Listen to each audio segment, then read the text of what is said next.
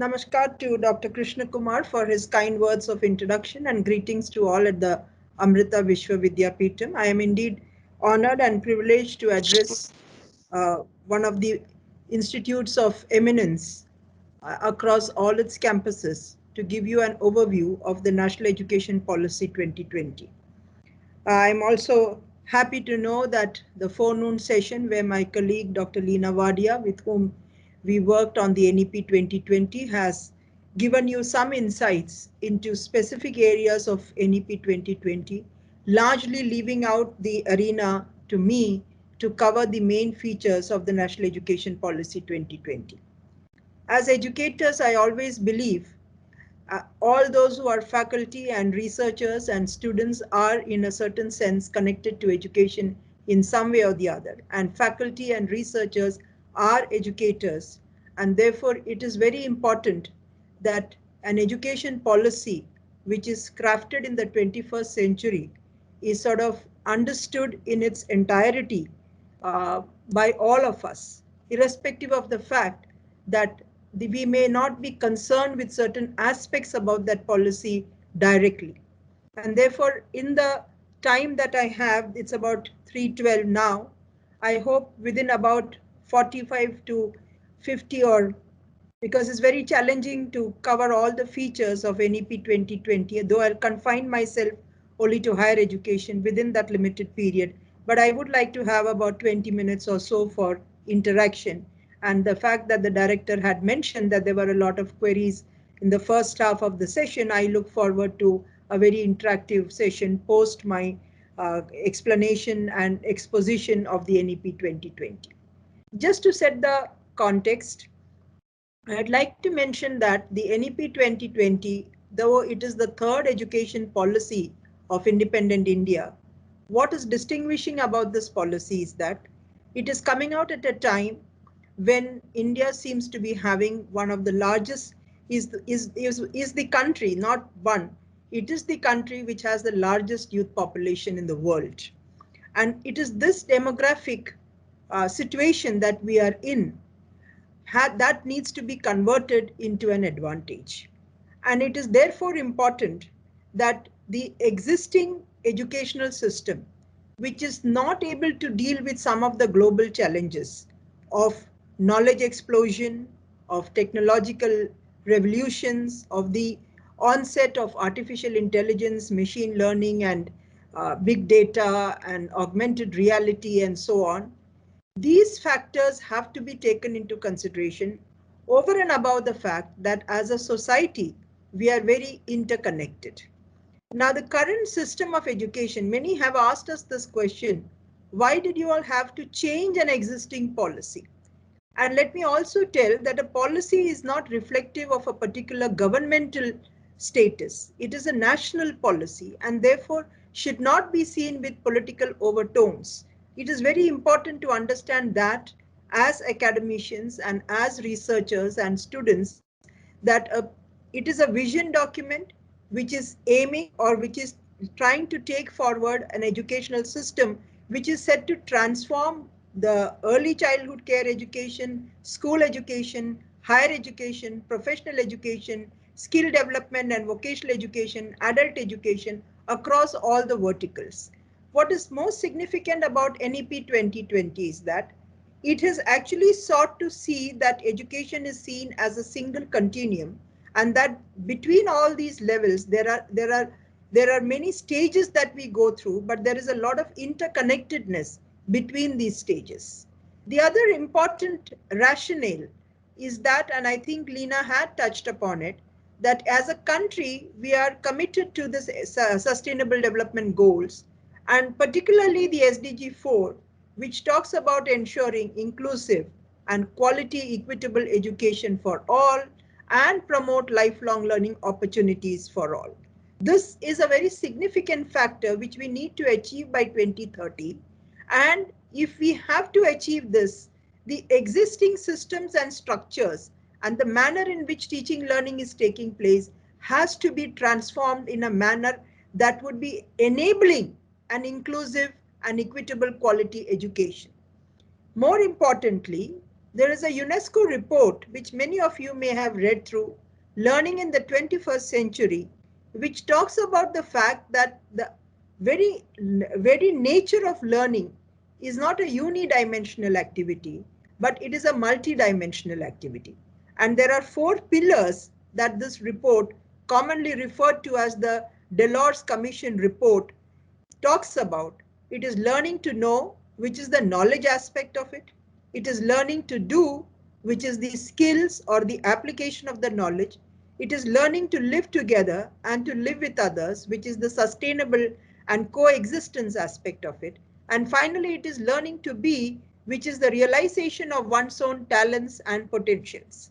The NEP 2020 in chapter 1 talks about the fact that it focuses on 5 different goals which are not independent but are highly interrelated, that is of access, equity, quality, affordability, and accountability.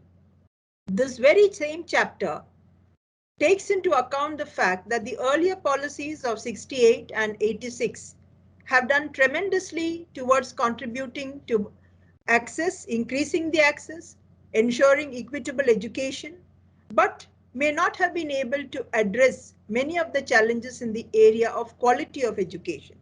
And moving in the current century, we are also equally concerned about making education affordable in carrying forward the agenda of equitable education, at the same time that all the stakeholders need to be made accountable, whether they were teachers, whether they are educational institutions, or whether they are parents and whether they are students.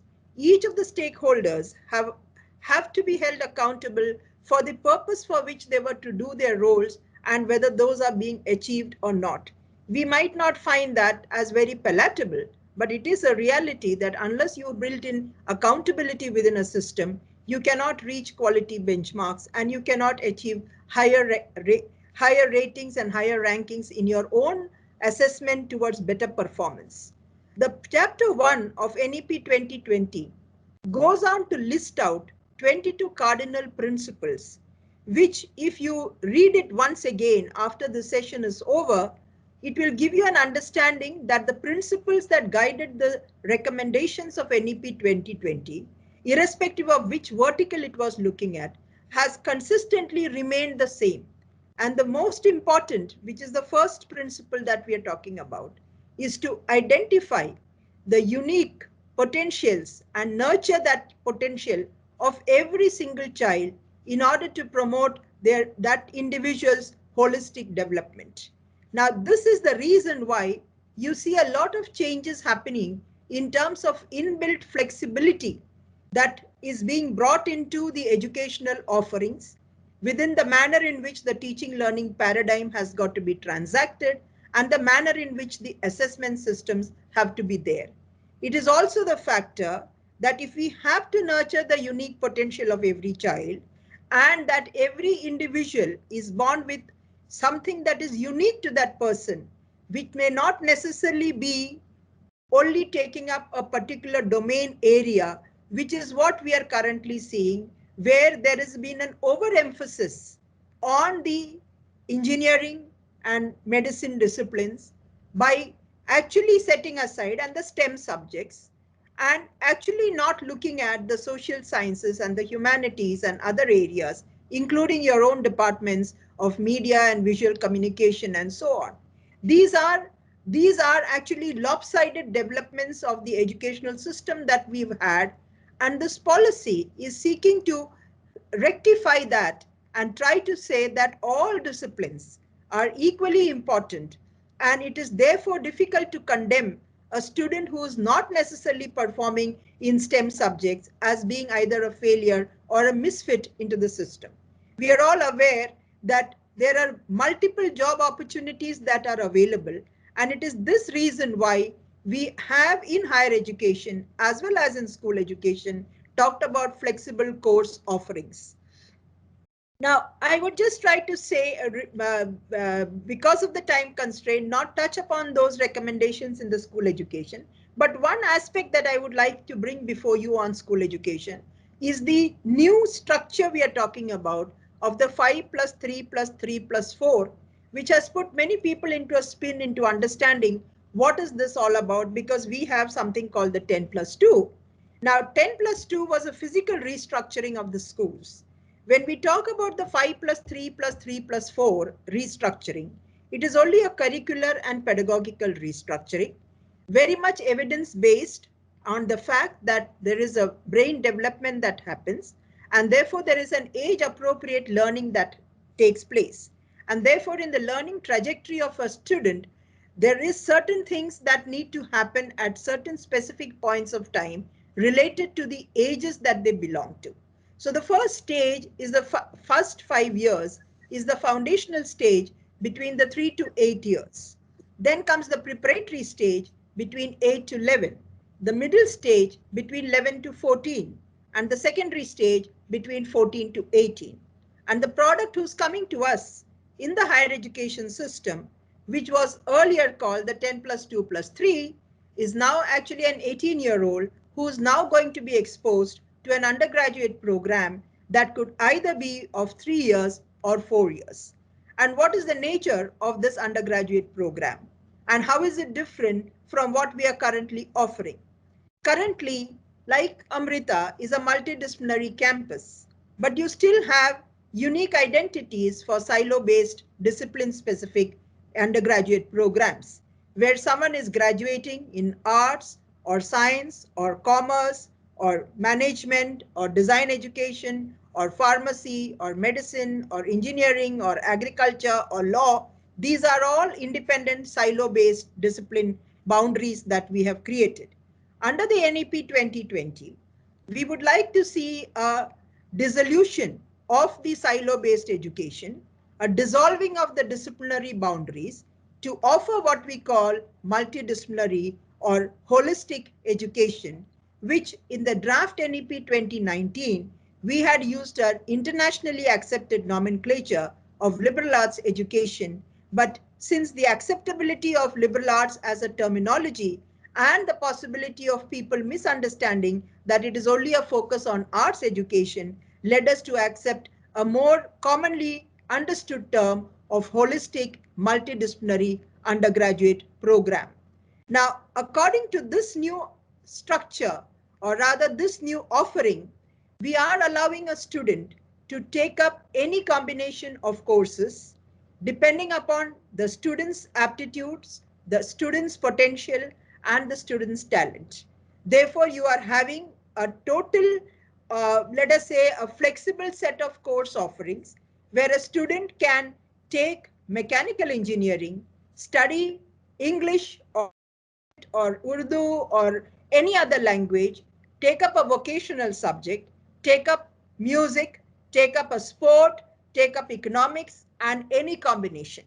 Now that is where we are actually moving away from single discipline education and forced choices that we give to our students in a particular discipline alone, that we are changing with the holistic multidisciplinary education. So campuses like Amrita might find that much easier because all these institutions are housed within your umbrella institution of Amrita Vishwa Vidyapeetham. But that is not the case across the country in our university systems. So to make that a reality, we are talking for the time being of having HEI clusters. And this clustering of institutions could be either a geographical clustering, where institutions in a given geographical vicinity could come together to offer a combination of courses, and it is not to be decided by the institution, rather it would be decided by the student. And therefore, as a student, I may take admission to, let us say, if I may to give an example of Cochin, maybe take admission in Maharaja's College, but Maharaja's College does not offer engineering. So I do engineering from an engineering course from Amrita. I want to do something in music. I take it up from a college of music that offers it. And I want to do something in Sanskrit, therefore I joined Shankaracharya University.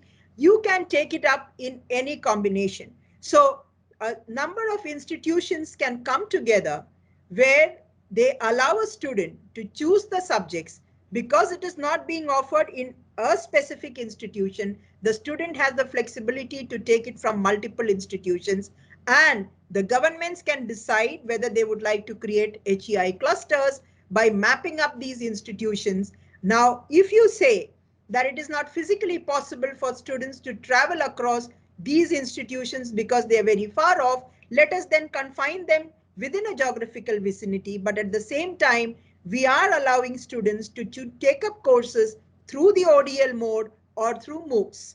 So if you want to learn, let us say Japanese, and Japanese is not being offered as a offline course or in a face-to-face mode by any of the universities in Ernakulam, then maybe you can offer it as a MOOCs course, maybe on the SWAYAM platform, or if there is an ODL course, then take it up through the ODL.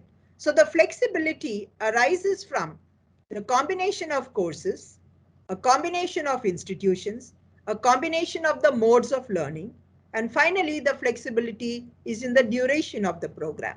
We are saying the undergraduate program could be of 3 years or 4 years, and at every level of first year or second year, we are allowing for an exit and entry.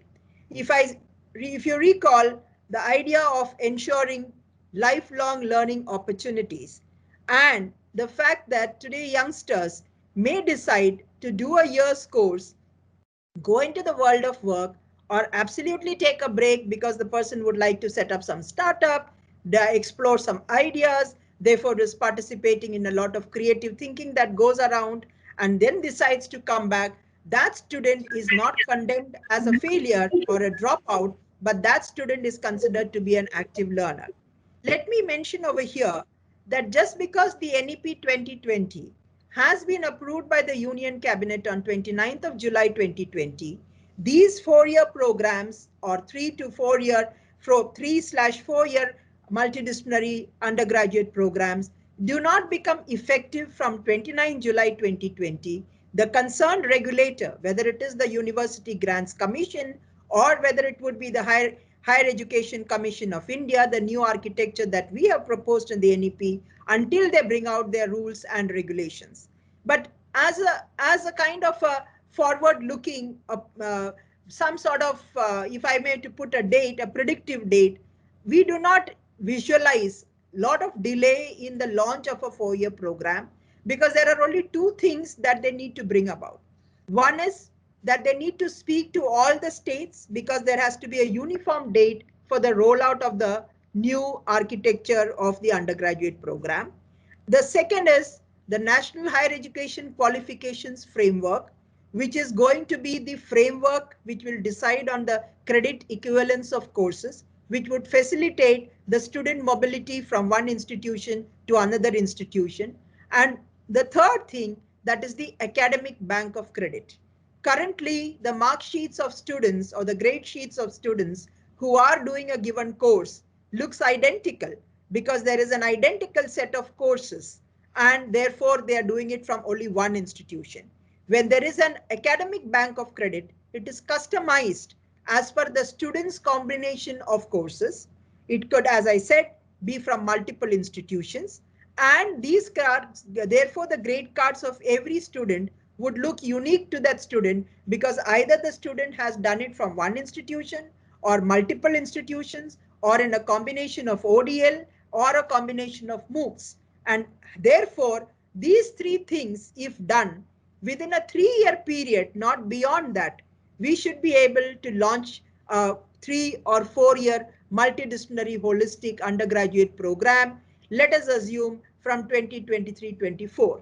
The work is already on, but we cannot sit here and really state a date unless you know that education is a subject in the concurrent list, and all the state governments need to arrive at a consensus when they would like to have, but it has to be a uniform date for the rollout. Otherwise, you will have a student from Bihar or Uttar Pradesh or Maharashtra going into another state to continue the academic undergraduate program, and if there it is not a 4-year program and here it is only a 3-year program, you would be creating a chaos affecting the career of an undergraduate student. Therefore, no such change can happen in the new architecture unless it is a common date for implementation, and where all universities as autonomous bodies agree to come on board to implement this on a common date. Now, the flexibility in the duration allows for every year that the student completes to get a kind of a certification.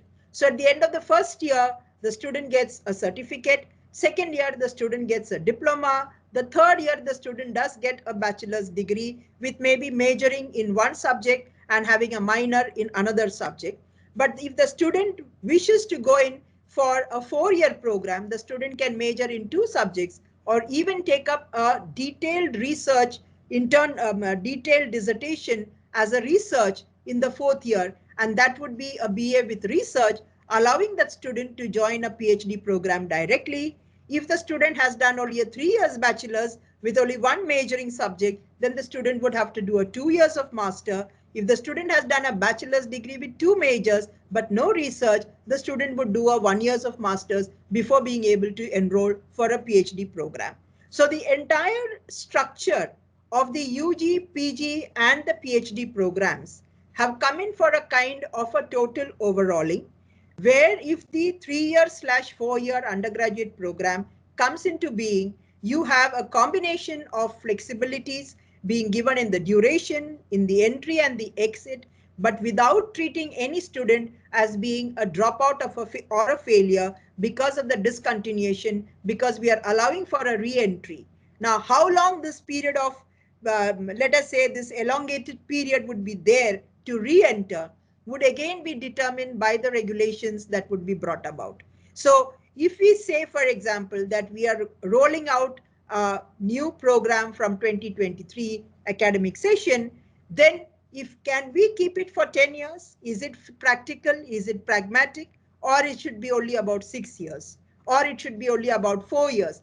These are questions that would have to be worked out in detail so that no student actually suffers because of this new architecture.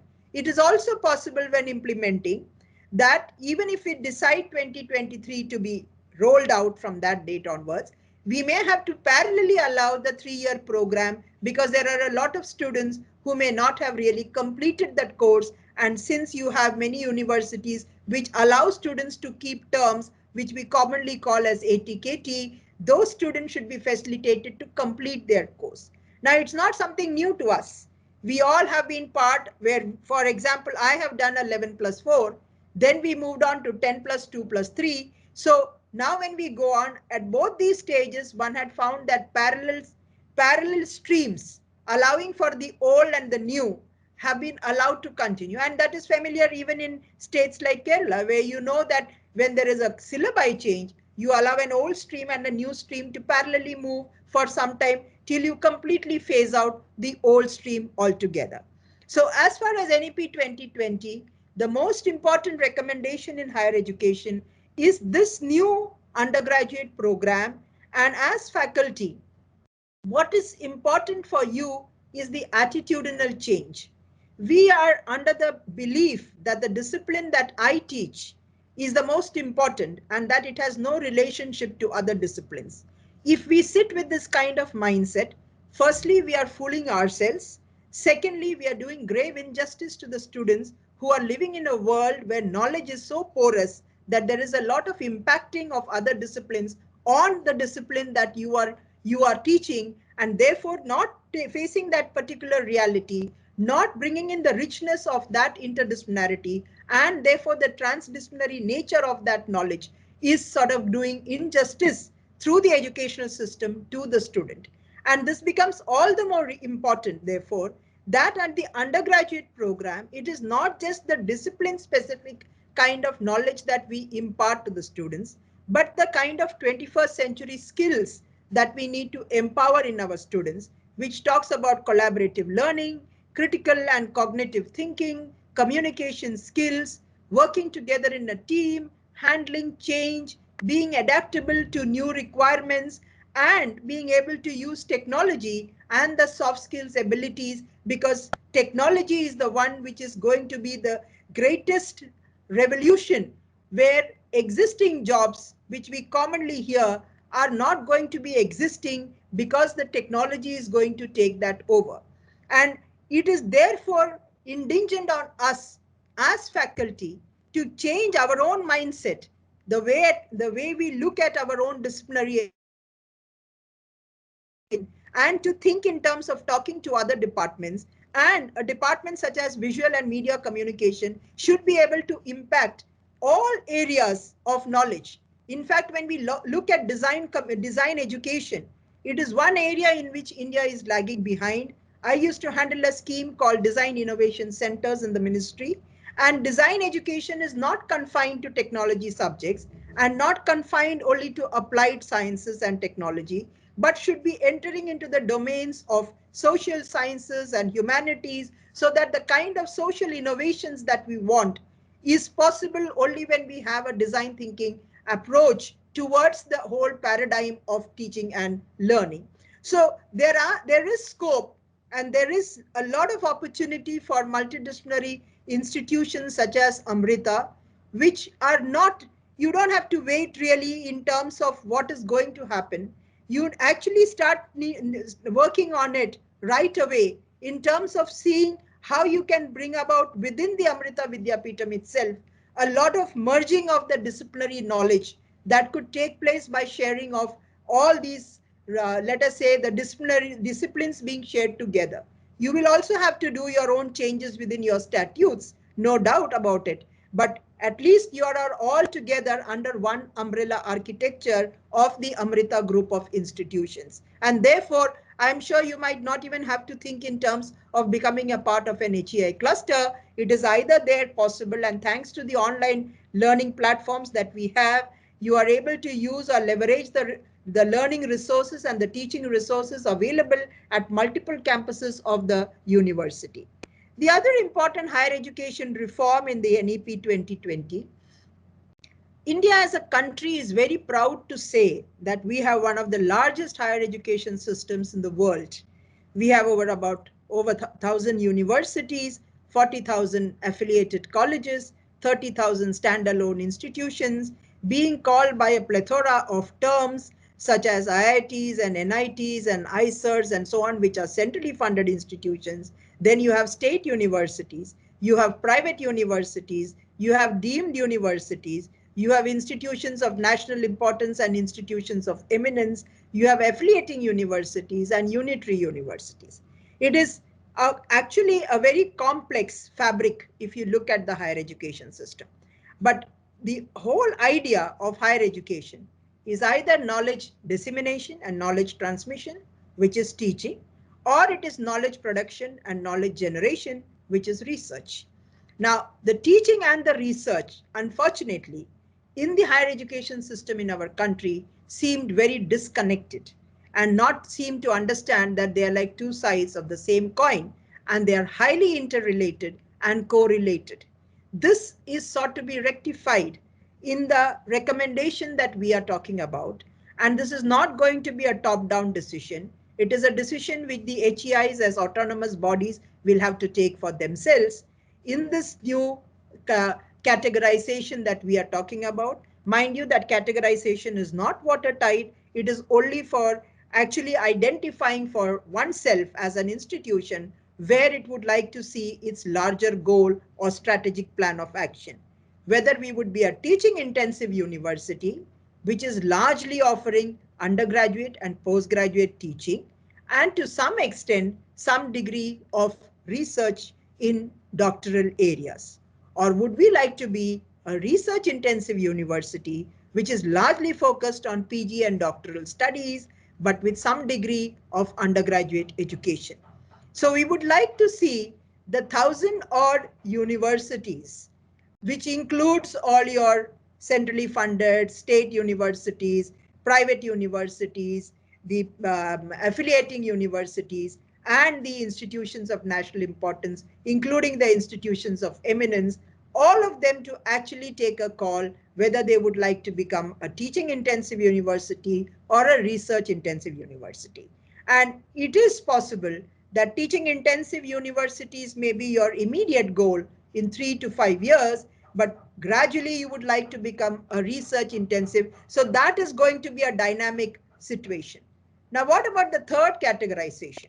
I talked about the 40,000 affiliated colleges, where there is a host university which has a large number of affiliating institutions, and those affiliated colleges offer the degree in the name of the university to which it is affiliated. Now, while affiliation was at one time very, very essential for developing countries like India, where access to higher education has been a major issue, today affiliation system has really become a bane rather than a boon. And the reason is because these affiliated colleges are only there for conducting the examinations and sticking to a uniform academic calendar of the host university without putting any investment into the quality of education. And therefore, the piece of paper that a student is getting from an affiliated college, from a university that is to which it is affiliated, is sometimes a worthless piece of paper, because neither does it fetch him the jobs, neither does it give him the kind of jobs that are relevant to his qualification. So when we look at a country like India and have statements being made by a lot of industrialists and a lot of eminent educationists that we have jobless undergraduates or underemployed undergraduates, and we have engineering graduates who are taking up jobs of clerical, who are taking up clerical jobs. We have people who studied chemistry who are taking up banking jobs and so on, which means that the irrelevance of undergraduate education to the kind of jobs that they are going to take has been absolutely shocking to us. And therefore, the affiliating system needs to be removed, but it is one of the most difficult recommendations to be implemented, and which cannot be implemented in a very short span of time. And therefore, the policy says that over a period of 15 years, we will phase out the affiliation system. And what would we do to those colleges?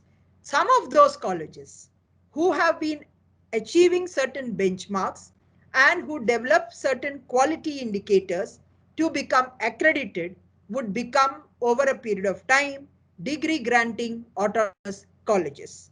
But let me be very, very clear, we are not talking about all those 40,000 colleges becoming degree granting autonomous colleges. Some of them will perish, or some of them will have to become a part and parcel of an HEI cluster, and only such colleges who are in the rural, which are in the rural areas and which are serving the unserved and underserved regions of this country, for the point of view of equity, we may allow them to continue to remain as constituent colleges of the host university. But it cannot be allowed beyond 2035 to continue with an affiliation system. Now, there were very, very many views on this, that instead of talking about total removal of the affiliating system, could we not restrict it to 100 colleges per university and so on? But you need to actually understand that when you bring about a reform, let us face the challenge in the face as it is, and then talk about a reform. Now, whether we'll achieve this or not is something that time only will say, but we need to take the steps. And when we say that the affiliated colleges will move to become degree granting autonomous colleges, please note it is not that we just leave them to fend for themselves. It is one in which we will allow for handholding by the host university, by other mentoring higher education institutions in the neighborhood, as well as the state governments coming forward to actually reach certain quality benchmarks so that they can get themselves accredited and over a period of time evolve to become a degree granting autonomous college. But it is a fact that some of them who are just not willing to make this change may have to think in terms of becoming or perishing in this whole exercise. And that's been always a reality when we talk of any species of existence. Unless you become fit for survival, you may have to face extinction. And therefore, there is an opportunity. We have said that what has to be done, and it is up to the institution whether they would like to perish or whether they would like to continue to become a degree granting college. Now, what about those 30,000 standalone institutions? These standalone institutions may be offering management education or B.Ed education or pharmacy education or legal education or agriculture education and so on. All these standalone institutions will have to become multidisciplinary higher educational institutions. So they may have to add new departments so that they become multidisciplinary by nature. Now, we don't expect, because of the kind of resource investment that would be required in terms of the infrastructure and the human resources that would be required, that it would happen overnight. But for over a period of about 10 years, we would like to see that single discipline institutions, which we call as standalone institutions, will move to become multidisciplinary universities, which can be teaching intensive universities, need not necessarily be research intensive universities. But we would like to see this, and particularly for teacher education, where we have seen a sort of a mushrooming of teacher education institutions of very high, very low standards, substandard institutions which have been created across the length and breadth of this country. Such teacher education institutions will have to actually transform to become multidisciplinary universities or become an integrated part of a multidisciplinary universities, which allow for only the 4-year integrated B.Ed programs of BA B.Ed or BSc B.Ed, so that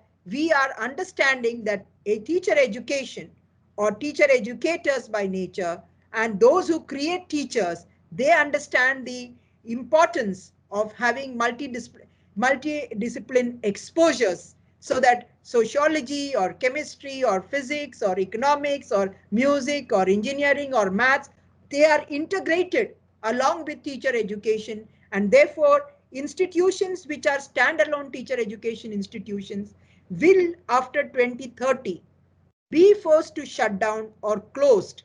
And not only teacher education, but all other management and pharmacy and so on will have to become multidisciplinary educations. Now, this change is being driven by the ministry itself, where its own Indian Institutes of Technology will no longer be allowed the freedom to only offer courses in technology.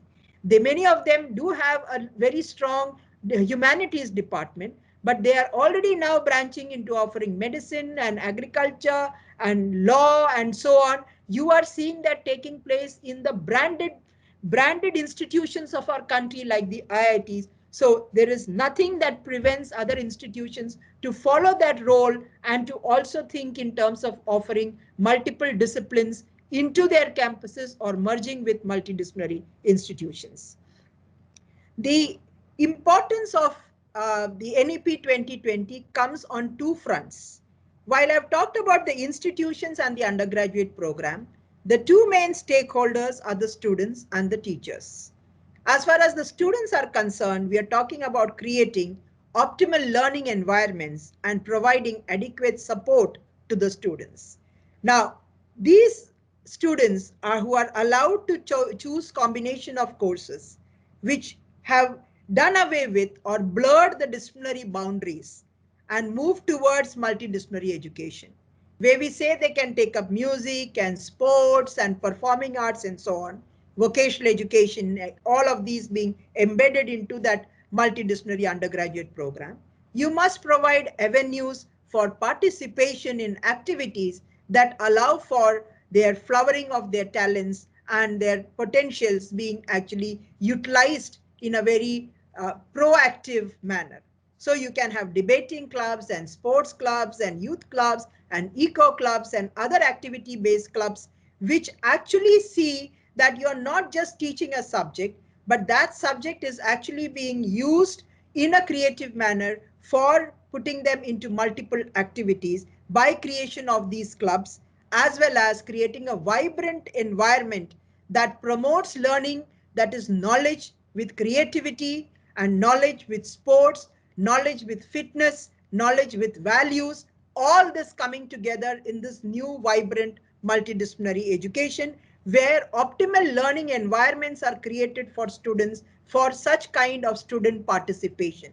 It is important that active learning and learner engagement, not just from the knowledge point of view, but from the various talents that students have today, whether it is in sports, whether it is in music or dance or any other kind of martial arts or whatever you have, all these should be having avenues for participation through the creation of these clubs. And here again, it is possible that they are not possible within one institution, and therefore the sharing of resources with other institutions or networking with other institutions to create that kind of a meta facility so that all of them could be used. It is not possible that all universities set up sports grounds and it can have football grounds or badminton grounds or hockey grounds. We do expect that it would be only one or it may be none, and therefore you have to use what is available.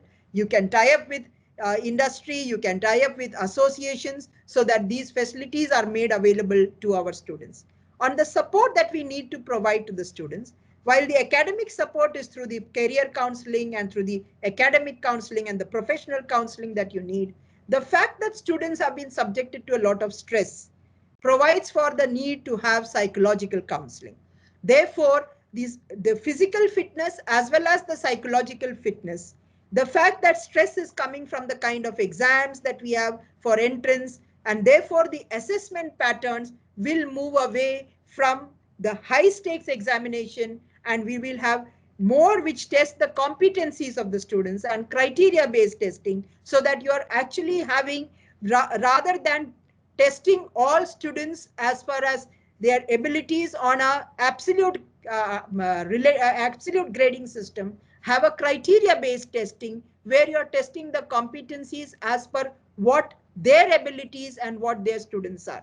The policy even talks of moving towards adaptive testing, which would involve, of course, the use of artificial intelligence, but at least the kind of scholastic aptitude test that we have, SATs that we have internationally, that is the way we should move forward so that the stress is removed from the students.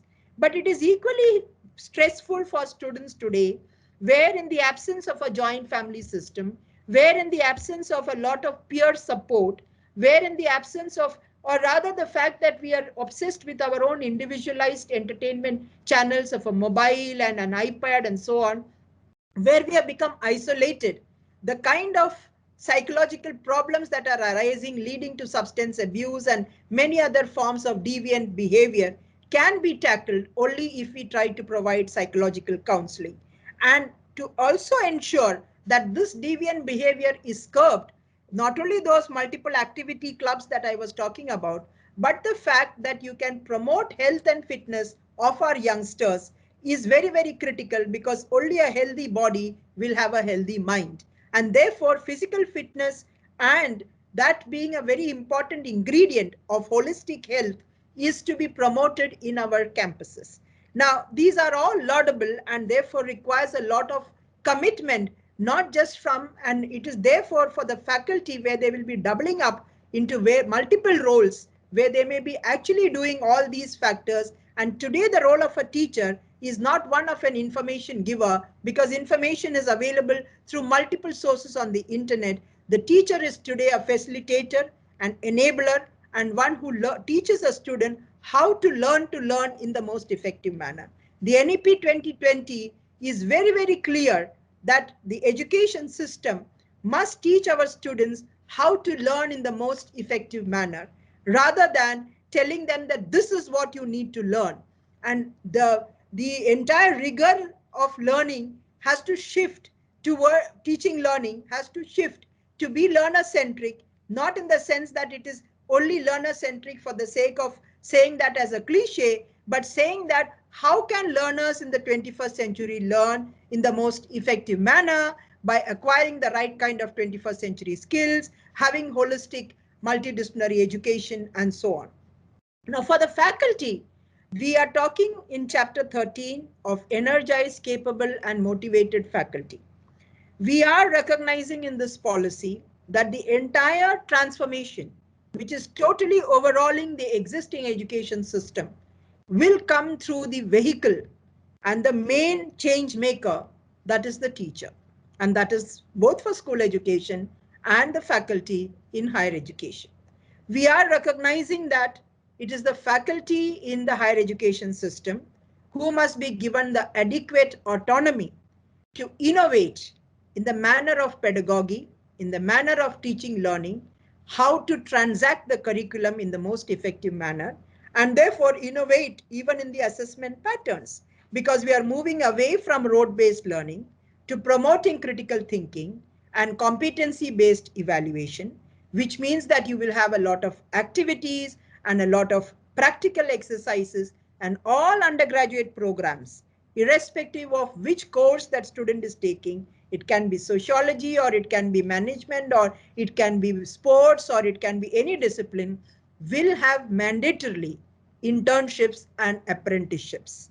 So the undergraduate program has one more component which calls for a very active participation of the teacher in a very different manner from what he is currently doing, in terms of where, as a faculty, if I'm just walking into a class and I think that my role is confined to taking a 45 minutes lecture and it's over with that, that needs to change, because you are actually trying to reduce the gap between the world of education and the world of work by providing for active learner activity-based engagement in the curricular transaction, by giving them internship projects, by having apprenticeship projects, by giving them community projects, by making them understand about the environment and so on, so that the student does not feel that in a cloistered classroom situation, totally being disconnected from what is happening around in the society, the economy, the political economy, and the globe as a whole.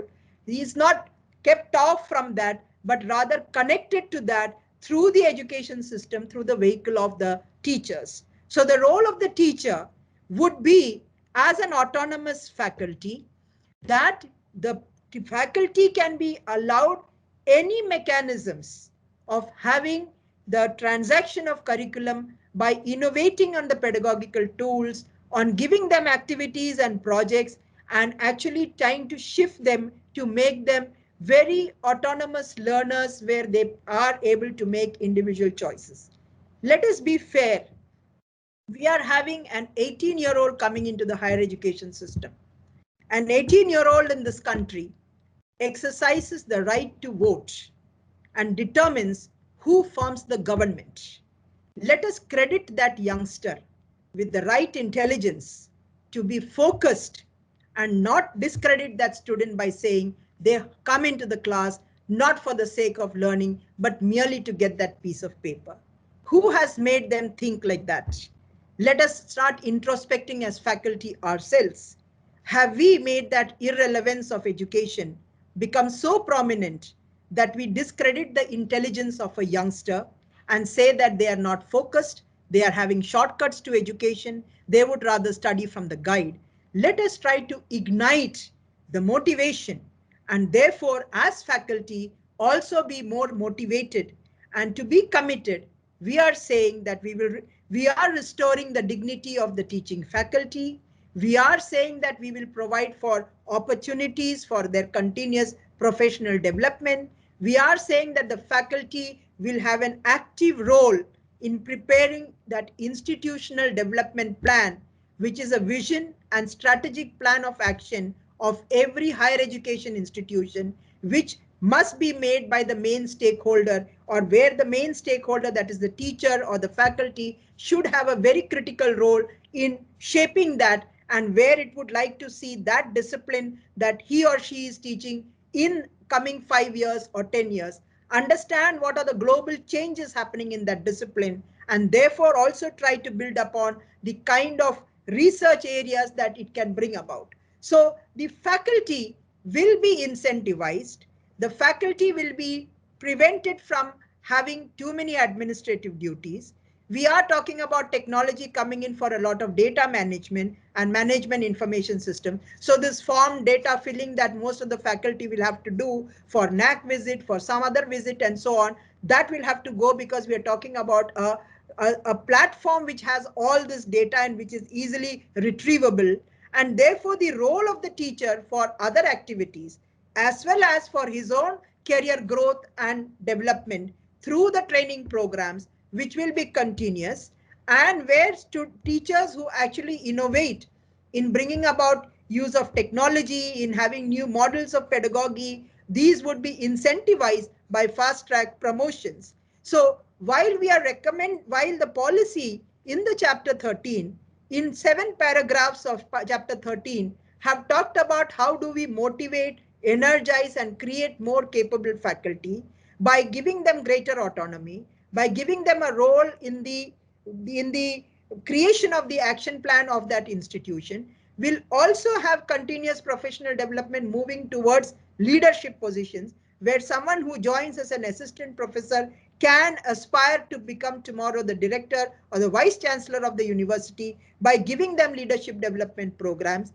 We are also talking about faculty accountability, and where we are saying that the current system where a secure job makes you feel that your commitment to that institution is no longer there, or commitment to the teaching profession is no longer there, will have to be actually appraised, not just by one time becoming permanent, but having a tenure track system.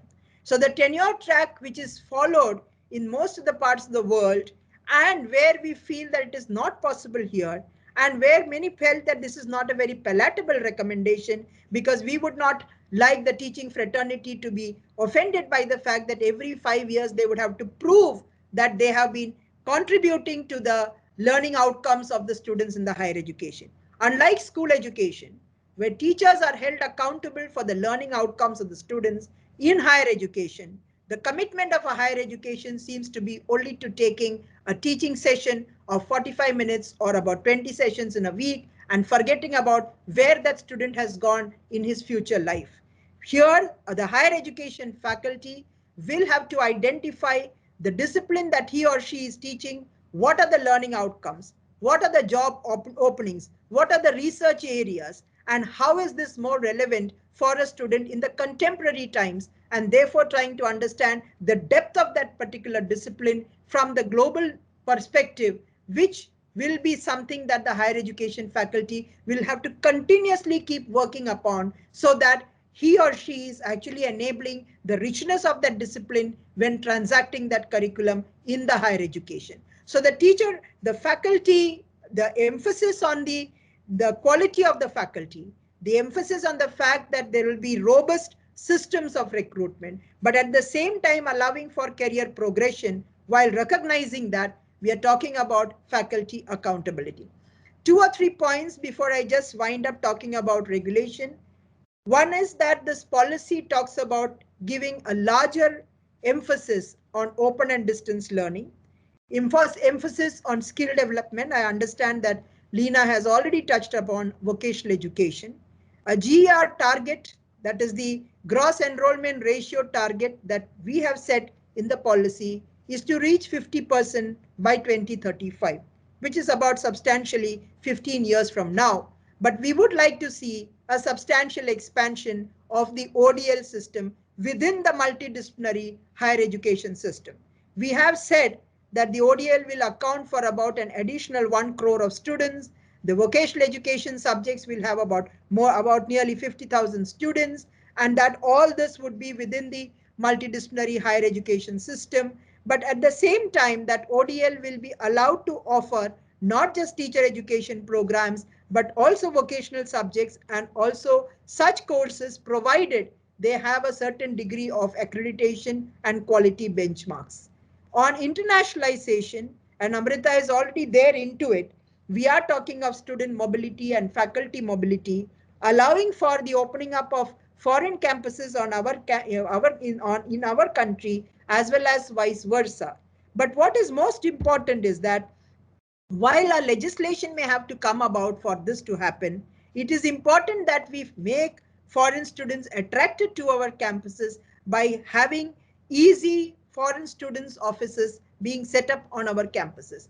You see the cultural change that happens when coming from another country, and the total change that you have in actually feeling at home in Indian university has to be facilitated, just as when we go out to our foreign universities for our higher education, many things are made at ease by facilitation centers. So the policy has said about internationalization.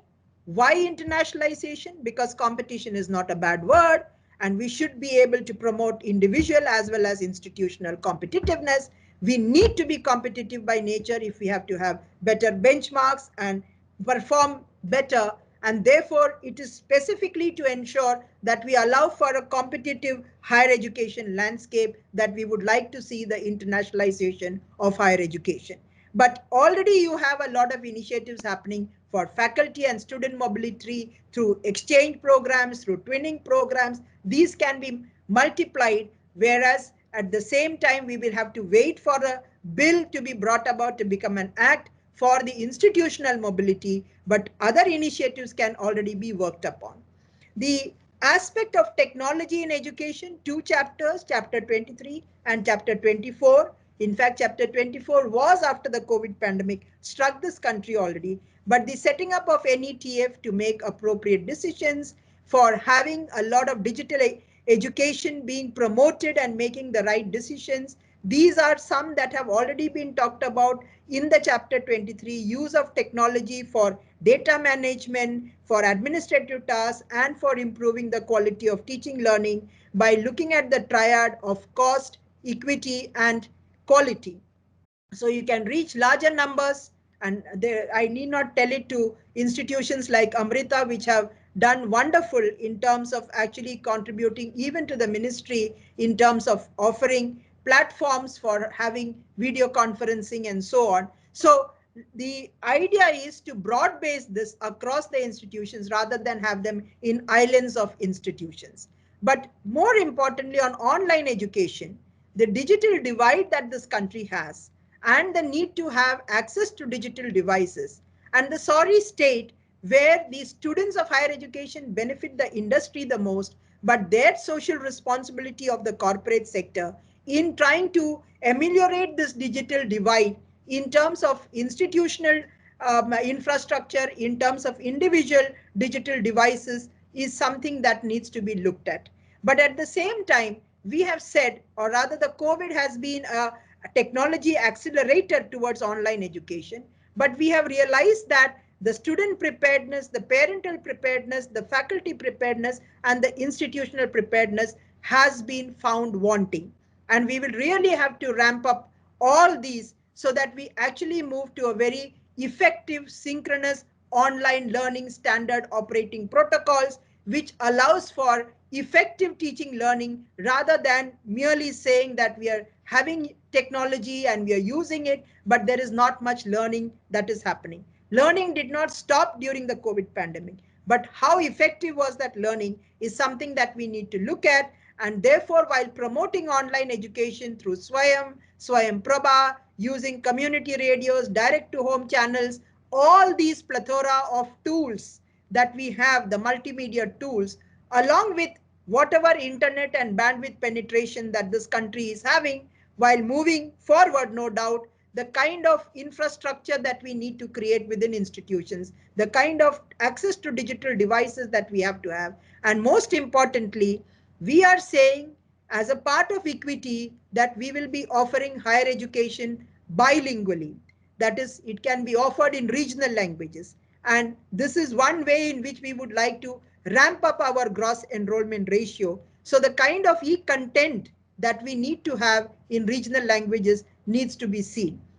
I missed out on talking about equity and inclusion in higher education.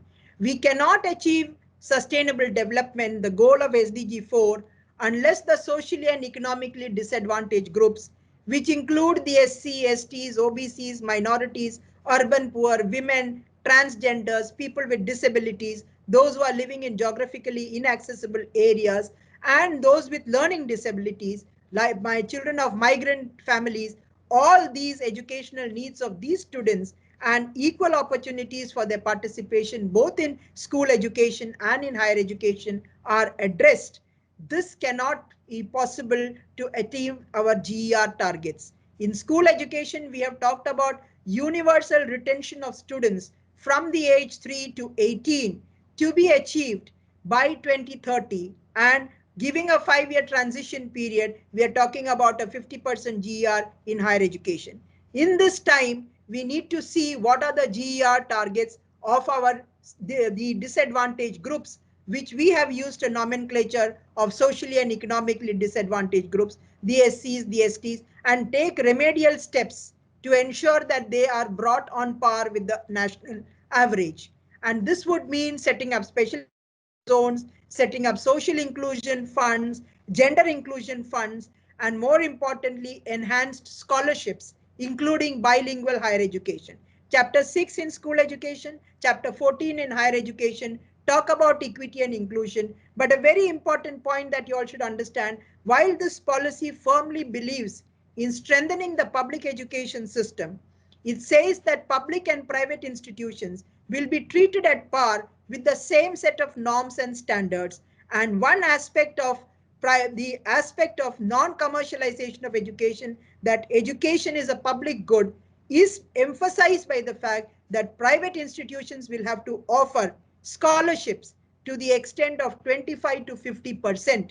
This can be done by cross subsidization, but one has to think that private institutions, and Amrita will have to take a call where they will have to also offer a very large kitty of scholarships for those who are aspiring to come into education, who are meritorious but are denied because of the lack of means. So the public and private institutions, while the policy has emphasized that education is a not-for-profit activity and therefore it cannot be commercialized, while it has talked about many other sources of funding, including by private philanthropy, it has also been very, very stringent that such institutions which are commercialized and which are actually charging exorbitant fees, the action would be taken against them by the new regulatory architecture. Now, the regulatory architecture, before I go to the main regulation for the internal governance, all higher education institutions will be empowered by setting up a collegiate board of governors, which will be a composite body of faculty, of higher leadership and management, civil society, industry, students, eminent educationists, scientists, and other social workers, so that you have a very composite decision-making body which will decide what is the institutional development plan, which I said is a strategic plan of action for short term, medium term, and long term. And every institution must create an institutional development plan, which is more or less like an NEP implementation action plan, so that you see that you are moving parallelly to this whole changes and reforms that the NEP 2020 is visualizing. On the regulatory side, we have held the principle that the four functions which are combined in one body and which defeats the principle of which defeats the principle of separation of powers needs to be brought into place. When the University Grants Commission was uh, brought about as an act in 1956, it was only supposed to be a grant giving body. That's what the name also suggests. Over a period of time, it has taken on academic standard setting, it has taken on accreditation, and most importantly, it has taken on the role of being a regulator. You cannot have one body, whether it is the UGC or the National Council for Teacher Education or the AICTE, playing multiple roles which are supposed to be mutually conflicting, and therefore becomes an over concentration of power. The policy has proposed a light but tight regulatory structure by separating these powers and having four independent verticals within a new architecture that we call the Higher Education Commission of India. Why the Higher Education Commission of India? Because when you have the National Higher Education Regulatory Council, you have the National Accreditation Council, you have the Higher Education Grants Commission, and you have the professional standard setting bodies, including the General Education Council. If there are conflicts between these four functions, the architecture of the Higher Education Commission as an umbrella architecture will take care of issues of coordination. But we do expect that this new architecture will allow for separation of powers and allow for light but tight regulation without actually overburdening one body with multiple functions, which is against the principles of any good administration. Let me conclude by saying that the NEP 2020, whether it deals with school education or higher education, has said that it is one with a focus on the learners and their requirements of the 21st century. It has looked at the teachers to be empowered, to be the vehicles that will bring about this change.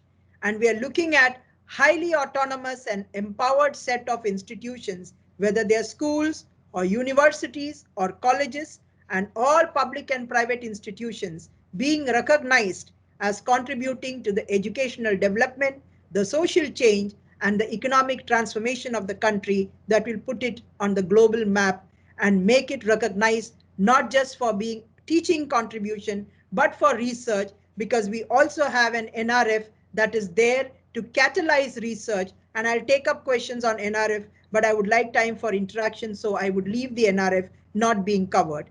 Thank you for this opportunity, and I'm open to questions now. Thank you very much. Thank you, ma'am. The session is now open for discussion. Participants are requested to mention their name and the institution before asking the question.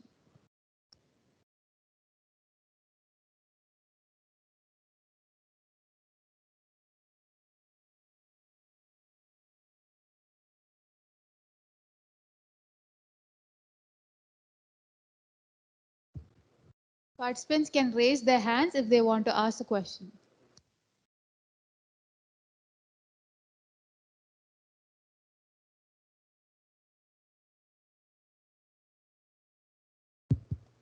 Praful DP can ask the question.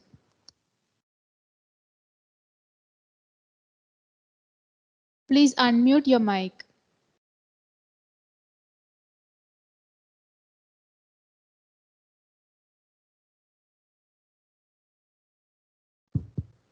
Ramya K. Prasad can ask their question. Please unmute your mic.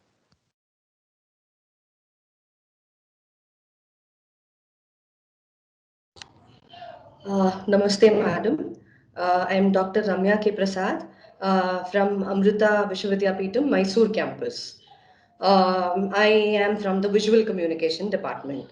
Ma'am, thank you very much for that, for spelling out the nuances of the NEP that majorly affects the higher education system. Ma'am, one small clarification. Now that you had said that the evaluative patterns will have to be based on the competencies of the students. Ma'am, earlier we had what is called as a unifying system of grading and an understanding of those grades by different universities. And each of those universities used to give us a decoding pattern saying A means this, A plus means this. So they had that pattern and it was all a uniform system. It was a universal system. Now, given conditions where it is going to be a competency based testing, how are we supposed to understand this grading? Is it likely to change in the near future? Because each of the institutions will come up with their own relative grading of the student. So how are we to interpret? How do we commonalize or generalize this? And so that the standards are being set. Yeah, so when we move towards criteria-based assessment, it would be a kind of an exercise where the evaluation and the examination departments will have to come together, and which would be guided by the National Higher Education Qualifications Framework, where we determine what are the competencies for each level of course that is being taught. Obviously, the existing, whenever we talk about the NEP 2020, please don't contextualize it within the existing scenario, because that scenario will have to undergo a change. But any such change will have to be worked out where the related departments of all universities have to come together. Some committee would be formed. There may be a task force which will look into it, which will then prescribe that this would have to be. So it will have to be also micromanaged, because for each course, what are the competency levels that we need to actually examine in a student will have to be worked out. So you have universally the scholastic aptitude test, which is there as a pattern. Now, whereas when we take in the entrance examinations, we are not following that pattern, and therefore there is a huge pressure on youngsters actually going in for the coaching classes. The policy would like to see the dilution of importance of coaching classes and allowing individual multiple intelligences to be used for the purposes of trying to take admissions into higher education. While we are also talking about reforms on the NTA side, but this exercise of what you mentioned, that earlier grades used to be explained in detail, therefore each university knew that we will have to set out a new set of metrics to fit into the competency based assessment, which will have to be moving towards criteria based evaluation. At the same time, the policy also emphasizes to a very great extent upon not the summative evaluation, but upon the formative evaluation, and therefore the continuous and comprehensive evaluation, which will occupy a larger share of the evaluation of the student, including the internships and the apprenticeship projects, and leaving out only a limited area for the summative evaluation, which will have to be on common matrices that will have to be worked out while working out the equivalences of the courses, as well as for determining the learning competencies of each course for each level that the student would be doing. Thank you, ma'am. Thank you very much, ma'am, for your excellent presentation. So myself, P. Balasubramanian, I'm heading Commerce and Management in School of Arts and Science, Kochi campus. So since as we are the BOS member, so we want to frame the new curriculum and syllabus for the academic year 21 batch onwards. So when we want to start implementing this NEP, whether this coming academic year or any idea, ma'am? As far as the uniform date for rollout of a new curricula is concerned, it is not determined by the NEP 2020. But as I said, at an all India level, all universities and state governments will have to take a call. When will the 4-year undergraduate multidisciplinary program come into effect? That does not preclude the Department of Commerce and Management Studies in Amrita University to undergo changes in the syllabi in keeping with the global demands and offering new courses, provided they are within the ambit of the current regulatory system or by the UGC norms or by the AICT norms. Within that entire framework, these are only frameworks. They don't decide at a micro level what the curricula should be. But at the same time, you cannot offer something which is a part of, let us say, commerce education, which is not being offered by other commerce departments across other universities. But if in discipline you want to incorporate new changes that are coming about, or because of the relevance of that, internationally there are a lot of available courses of that kind. And since you are, as an autonomous institution, free to do that, I am sure you will be able to explore that possibility. But the NEP 2020, when it is becoming effective, will be something that the UGC or the Ministry of Education will have to actually inform the state governments and the higher education institutions that, you know, this is the year from which we are going to do the 4-year program. But curricular changes, syllabi revisions are all within the ambit permitted, and therefore there is nothing that prevents the BOS of the Department of Commerce and Management Studies to go ahead with looking at the changes that they want. But you are free. As I mentioned, we have failed to understand that we are autonomous institutions, and we somehow wait for direct dictates and directives to come in. As I said, it is the overall framework that we need to follow. And suppose you have, let us say, the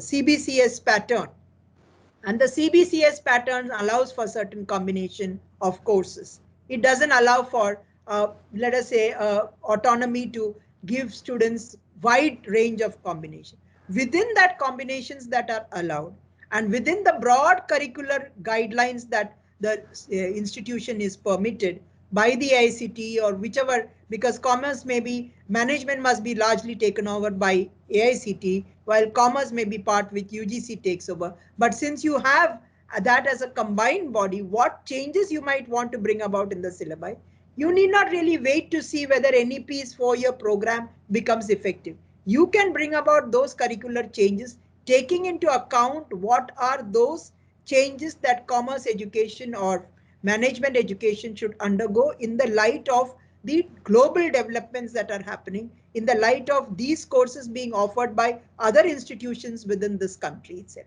That freedom, I'm sure you can always exercise. Thank you very much, ma'am.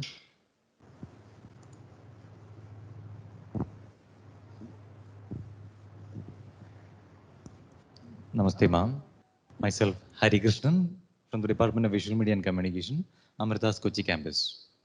I have a very small doubt.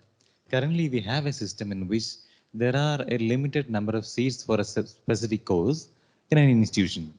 So if we implement the method in which the student is free to choose different courses from different institutions, will it be practical if we continue like this?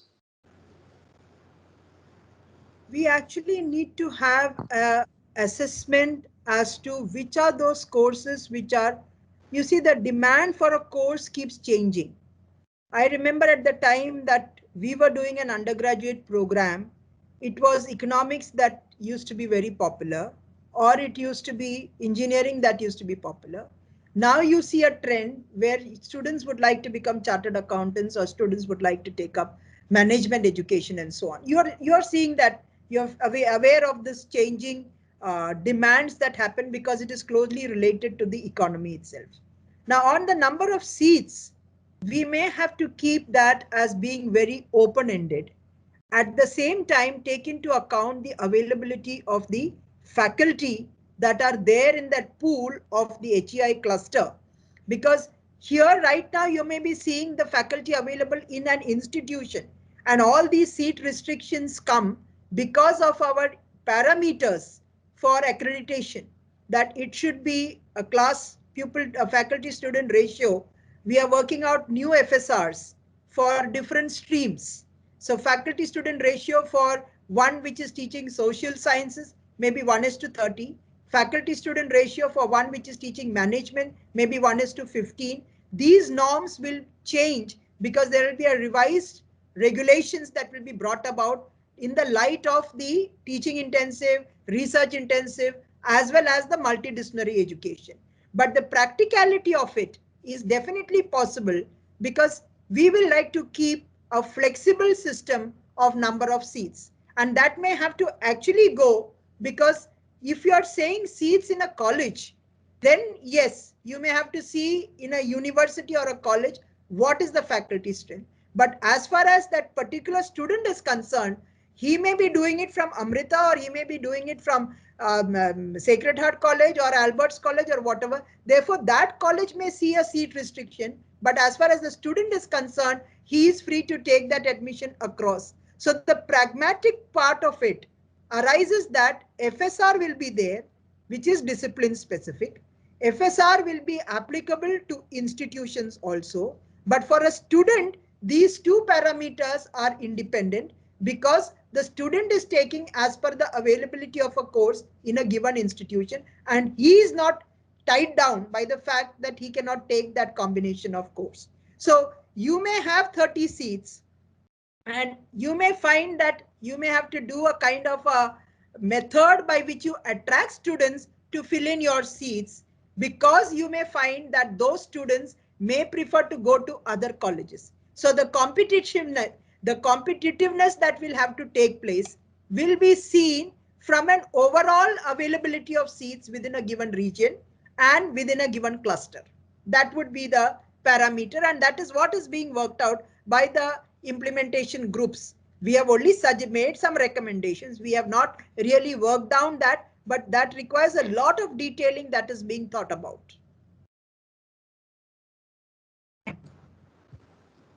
Thank you, Ma'am, I have a question. I'm Mrs. Vasant from Chennai. Ma'am, I would like to know that when we look at NEP, we are at the end of achieving our goal of following a syllabus based on NEP, which is going to be a 4-year program for media students or any undergraduation course. My point is, when we don't have an affiliating body as proposed in the NEP, the degrees which are going to be awarded to the students, will it be recognized by the UGC, or do we have the liberty, autonomous institutions, do we have the liberty to award the degree, is what is my question. Right now, you don't have the liberty unless the change is brought about by a regulation. Please understand, that's why I very clearly mentioned, NEP 2020 stands approved on 29 July by the Union Cabinet. It doesn't become effective from 30th of July 2020. It becomes effective only when the concomitant rules and regulations are brought into effect, and which will always be from a prospective date, so that institutions, individual departments, faculty all move towards the new changed scenario that we are talking about. And that does not happen without bringing about a lot of institutional introspection and vision planning and strategic planning. So you are not at a liberty today to say NEP 2020 was approved on 29 July and therefore we are doing the No, I'm new not talking architecture. about right now. No, I'm not talking about right now. Right now, we don't have an, right liberty because we are affiliated to a university. I am talking about after implementation of NEP, when we all fall in line and we fall into the system. Will UGC be awarding the degree certificate to the students, or the autonomous bodies, the institutions? If the NEP 2020 is implemented, the UGC will become a redundant body. We are only talking about a National Higher Education Regulatory Council. We are talking about a General Education Council, and we are talking about a Higher Education Commission of India. So if the NEP 2020 is implemented in its totality, the total regulatory system will no longer be the same of UGC, AICTE, National Council for Teacher Education. All these bodies will no longer be existing because they would have given their regulatory functions to a new body that we call the National Education Regulatory Council. So then that NEP is implemented and all the reforms will not happen or get implemented at the same time. They will all happen as parallel actions. So you may find that degree granting autonomous colleges may become in an evolving manner. Suppose you are an affiliated college and the regulations for becoming degree granting autonomous colleges are brought out, whether it is the UGC or whether it is the Higher Education Commission. Only when they come into effect will we have an institution which is currently an affiliating college to move to become a degree granting autonomous college. Now, that is not something which will happen on a common uniform date. Please understand, the NEP 2020 is talking about so many changes happening, but all these will be happening in parallel. As far as higher education is concerned, we are hoping that first and foremost, the Ministry of Education will try to bring about the regulatory reform so that the new architecture of the Higher Education Commission of India, which is a bill, will be tabled in the Parliament to become an act. And once that becomes an act, it becomes very easy to then talk in terms of the National Higher Education Qualifications Framework and therefore allow degree granting autonomous colleges to come into existence, for the governments to work out which affiliated colleges can be becoming degree granting autonomous colleges. What do you need to have to fulfill as basic indicators to become degree granting colleges? It is not that an affiliated college will overnight just become a degree granting college. There will be indicators that will be laid down, parameters that would be laid down, and then also after that also graded autonomy will be given. You may be first allowed to offer a course, but you may not be allowed given the examining rights. You may then be allowed you may first be allowed the curriculum development. You may then be allowed the course offerings. Then you may be allowed the examination autonomy. So, and finally the financial autonomy. So curriculum development to academic course offering to conducting the examination, awarding the degree, all this will not happen at one go. It is always in a graded manner. And therefore it is, as I said, a 15-year window. We are looking at affiliated colleges totally transforming to becoming degree granting autonomous college.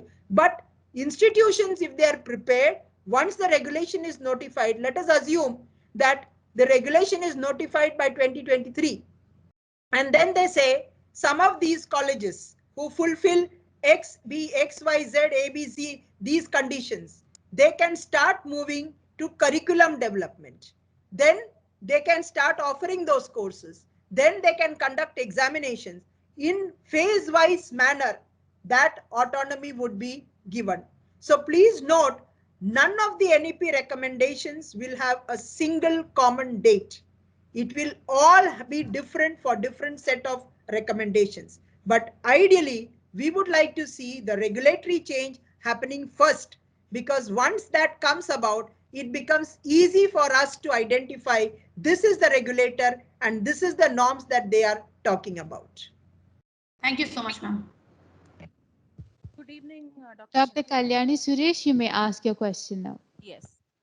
Good evening, Dr. Shakila. I'm Kalyani Suresh from the Department of Mass Communication, Coimbatore campus of Amrita.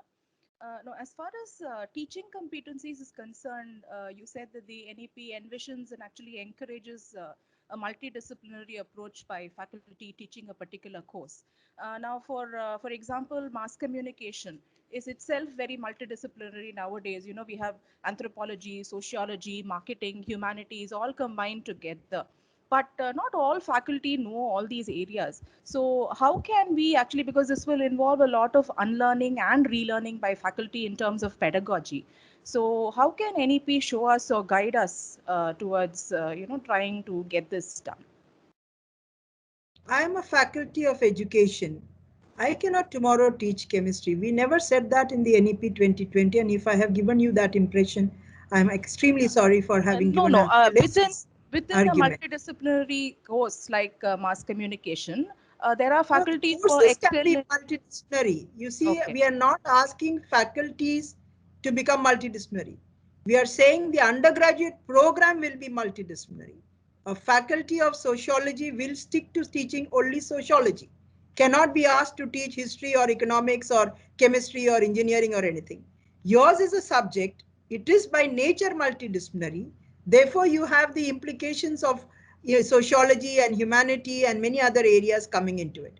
But it is the student who is going to have a multidisciplinary undergraduate program. Faculty's role would be to understand whether that particular discipline lends itself to greater multidisciplinarity, and if so, then can we talk about it? Say, for example, if COVID pandemic is a subject that students would have to study in medical science, you can think of COVID as not being just a health crisis, but being a livelihood crisis, being a social crisis, and being a humanitarian crisis. And therefore, when you teach that pandemics, you will have these implications that will have to come about. Similarly, design education or visual communication or mass communication is by nature that subject lends itself to multidisciplinarity. But faculty who are teaching single disciplines of their own will only have to try and see to increase the depth and the range of that subject from the point of view of the relevance and the global contextualization that is needed. But they will continue to remain their own discipline specific faculty, and they themselves do not double up as becoming multidisciplinary. Rather, the multidisciplinarity is being seen from the student's perspective in terms of the undergraduate course offerings. Right. Thank you so much, ma'am. Thank you, ma'am. Praful DP wanted to know, at the very beginning of your speech, you said that the new education policy needs to be seen beyond the political sphere. But a section of educationalists termed it as more of a political decision than revamping of the educational system. Your comment, ma'am. Any policy that is brought out, whether it is the economic policy or the industrial policy or the environment policy or the youth policy or the child policy, have a look at all these policies that have been brought out in this country in independent India. They have all been brought out at a given point of time by different political governments. But let us always understand that policies are not reflective of the political will.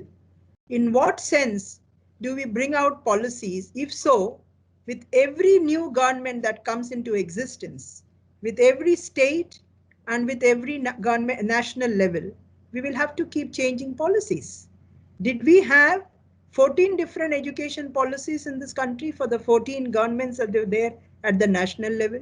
Did we have 36 education policies meant for each state? Do we have different ways of looking at policies of this kind? Let us be very clear, don't bring in politics into sectors which are seen from a larger transformative point of view.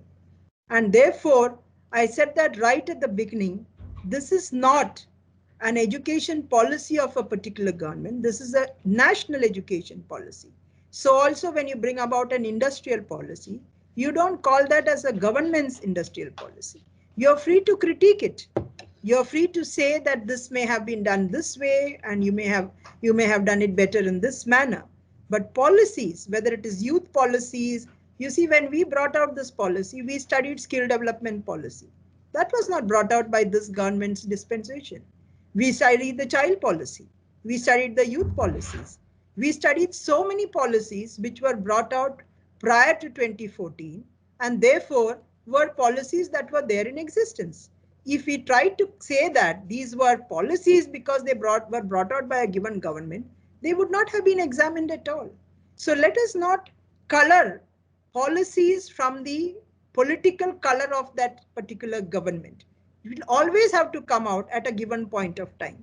And if we change policies because governments change, then if Kerala is going to have a new government after the 2021 elections, you would have to have not many new policies that come out. What changes are your budgetary allocations and other things which are, let us say, very contextual for an annual year, not something that remains for 30 to 40 years. This policy came out after 34 years.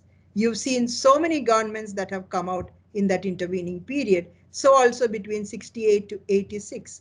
Doesn't mean that with governments changing, you will have new policies that come about. And policies should not be seen, irrespective of the sector that it handles, that it is reflective of a government's will.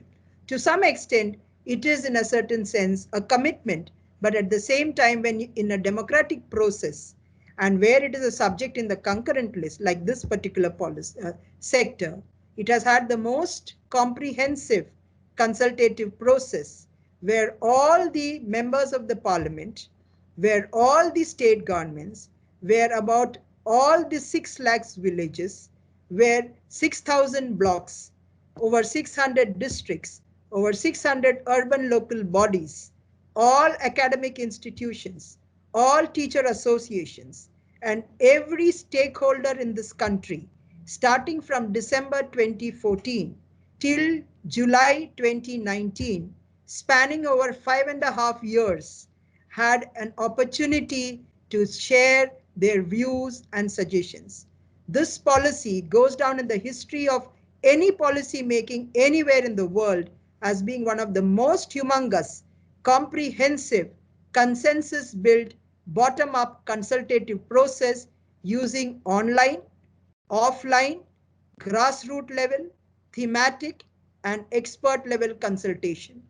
Do we say that these suggestions and these deliberations that were held across representative bodies, across Government of India ministries, across state governments, are reflective of only one political shape? Absolutely a very misconceived way of looking at a policy making exercise. Absolutely, where a consensus building, where you have a central advisory board of education, the highest policy making body in this country, sitting 3 times to discuss the national education policy formulation. So let us be fair that education is a concurrent list subject. State governments and union governments come together in both policy planning and making of formulating of policy. And this policy has done its bit in terms of trying to take in all stakeholder views in having a very comprehensive exercise.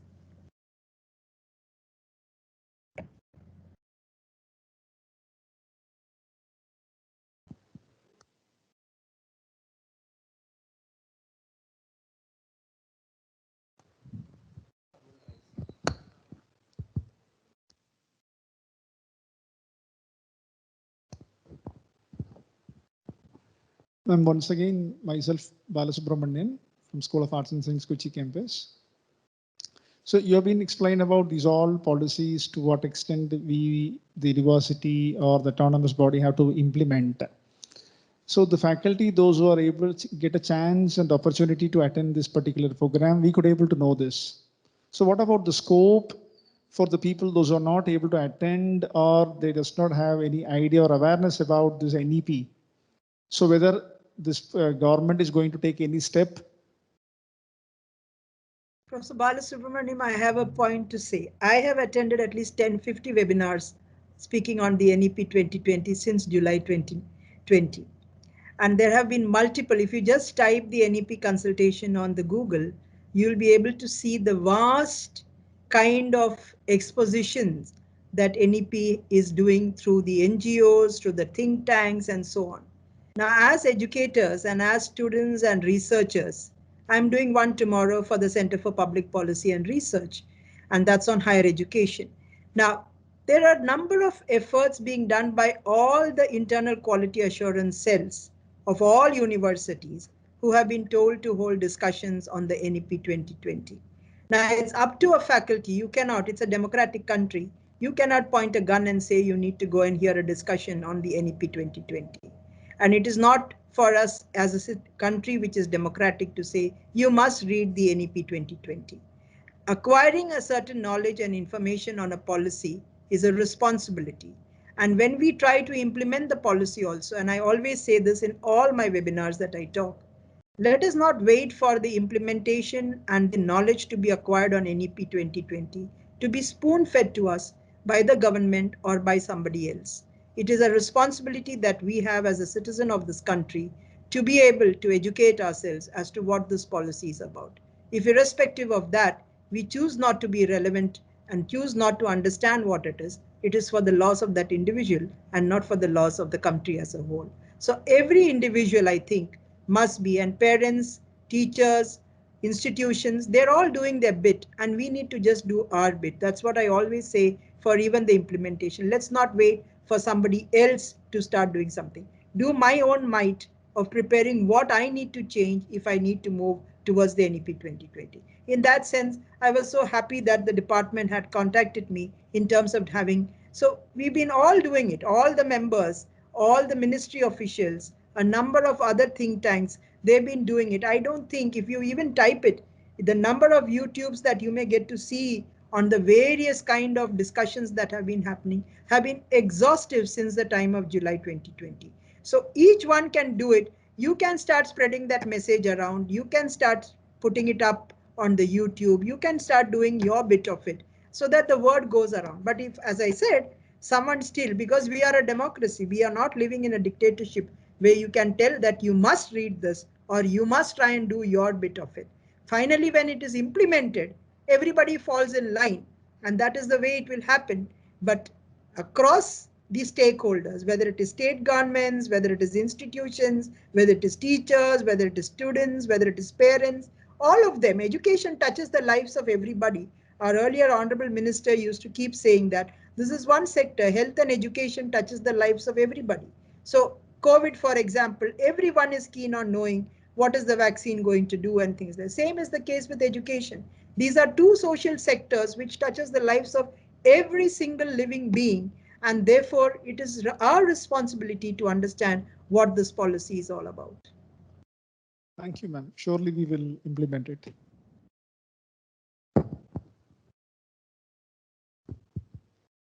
Thank you, ma'am. Parikshit, you may ask your question.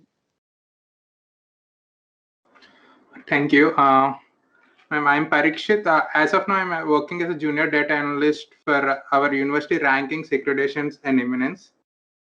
My question is regarding the internationalization of our educational sector. What are the prospects we can be looking within next 10 to 15 years of bringing back our wealth of knowledge, which we are creating from various educational institutions inside India, and they're dissipated to other other countries? And what will be our take on this, and what are steps we can be taking, like a strategical way of thinking for bringing back the wealth which we have lost? I don't want to use the cliches of brain gain and brain drain and all those aspects, but the policy has realized that in pure economic terms, the kind of revenue that we are losing out on students going to universities abroad, and whether we could become an international hub where we could nurture that kind of excellence in our own institutions. And excellence can never become very broad-based in a very short span of time. We encourage the idea of competitiveness by having this idea of internationalization.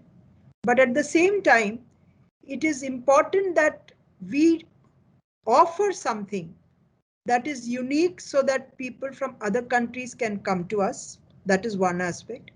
We also offer a climate of research. You see what happens when many of our Indian students go outside. The kind of research freedom that they have and the kind of research support that they have in those countries through their departments is something so unmatched. And the freedom that they enjoy there in contributing to that research.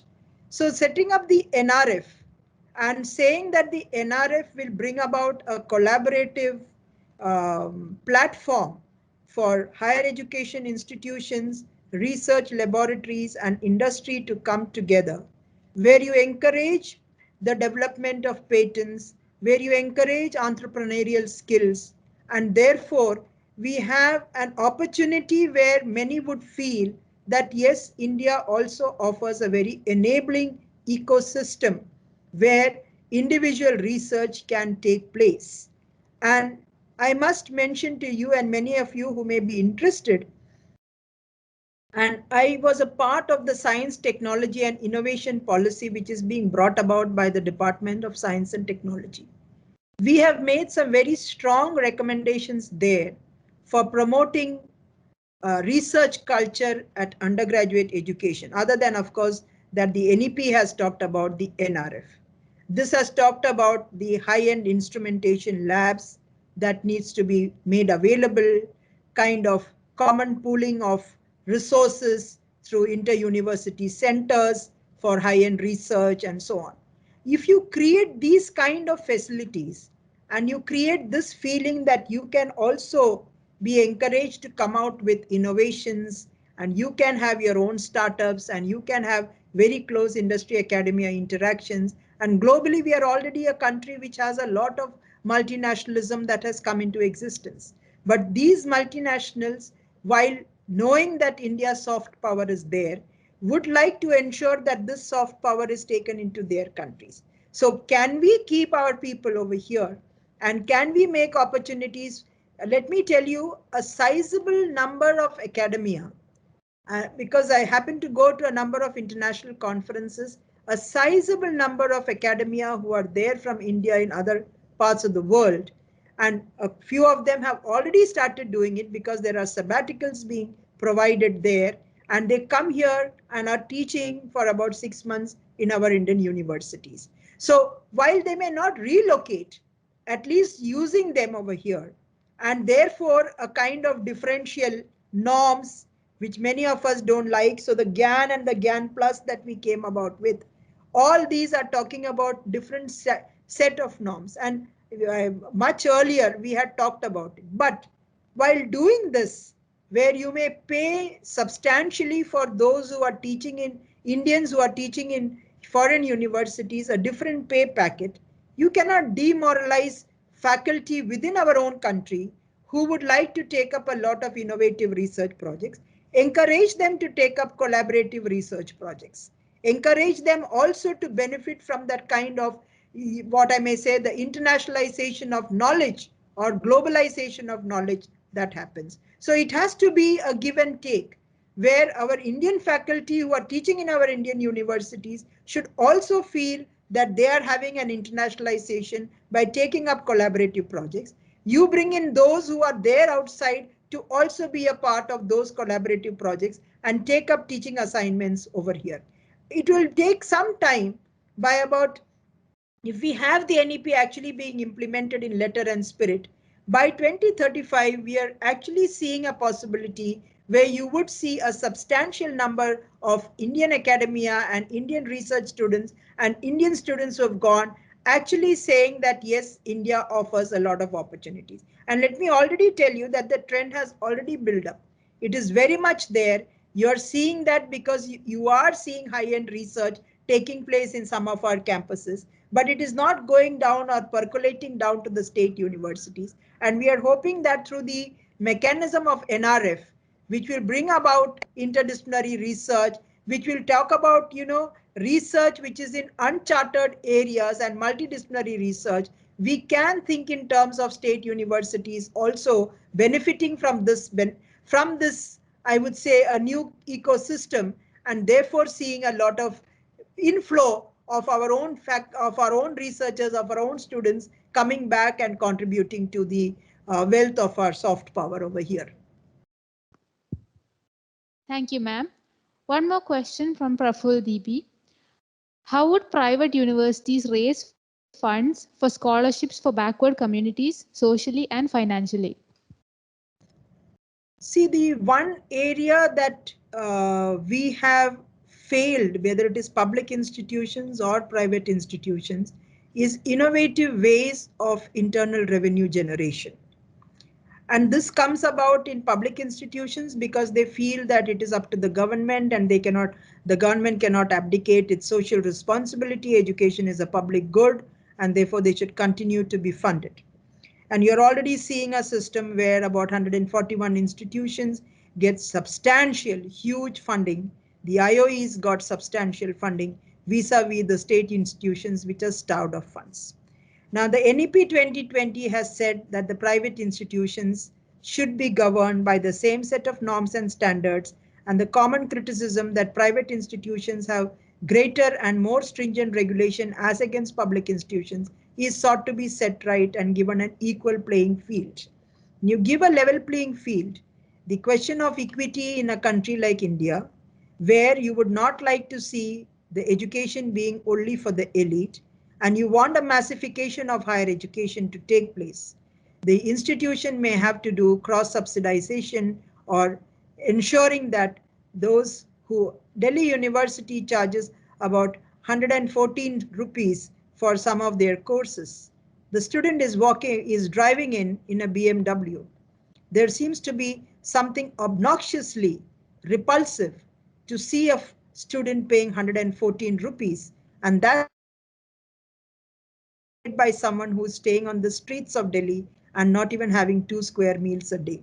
Therefore, the kind of social responsibility that needs to come about, both by individuals as well as by private institutions, and finding out ways how they can have differential fee structures to ensure that these kind of possibilities are there, leverage alumni funding, leverage corporate social responsibility, leverage their own funds when that is possible. India is a country where greed seems to be and altruism is not there in our blood at all. Whereas we would feel that for our individual comforts, we would be able to spend a lot. It cannot come in for the public good at all.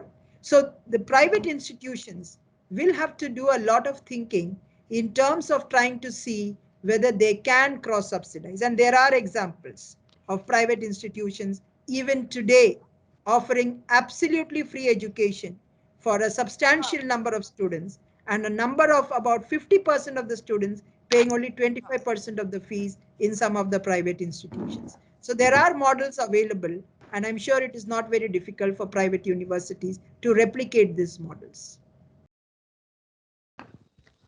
Thank you, ma'am. If there are any more questions, please send an email to the program coordinator. The email address is given in the chat box. Now, I would like to invite Dr. Dinesh Babu, Head of the Department of Visual Media and Communication, Amrita School of Arts and Sciences, Kochi, to thank the guest. Namaskar. That was indeed a wonderful session, providing us with a much needed insights on NEP 2020. Thank you, ma'am, for giving out a valuable time for us to present and make this session more wonderful. Thank you so much. And thanking all the participants who was being here for attending this session and making our educational fraternity towards more strengthened. Thank you all.